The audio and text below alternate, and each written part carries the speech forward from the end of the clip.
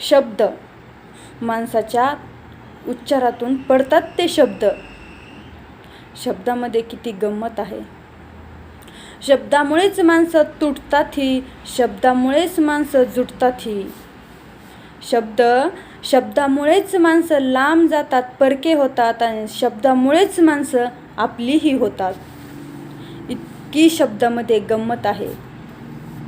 शब्द इतके चांगले वापरा की माणसं तुटली नाहीत पाहिजे, माणसं जुटली पाहिजेत.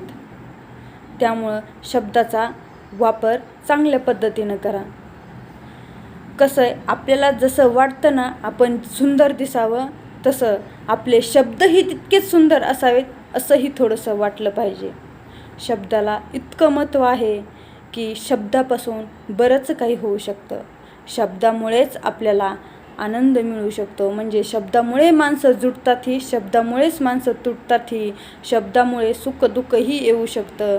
फक्त ते आपल्या तोंडातले शब्द उच्चारताना विचार करून उच्चारा. कारण एकदा पडलेला तोंडातून बाहेर शब्द माणूस कधीही विसरू शकत नाही. माणूस सगळं काही विसरू शकतो, पण माणूस शब्द विसरू शकत नाही. शब्द चांगलाही आपल्यासाठी तितकाच आहे आणि वाईटही तितकाच आहे. त्यामुळं शब्दामध्ये खूप मोठी गंमत आहे. मग जितकं आपण सुंदर असावं असं वाटतं, त्यापेक्षाही दुपटीनं आपले शब्द सुंदर असायला पाहिजेत.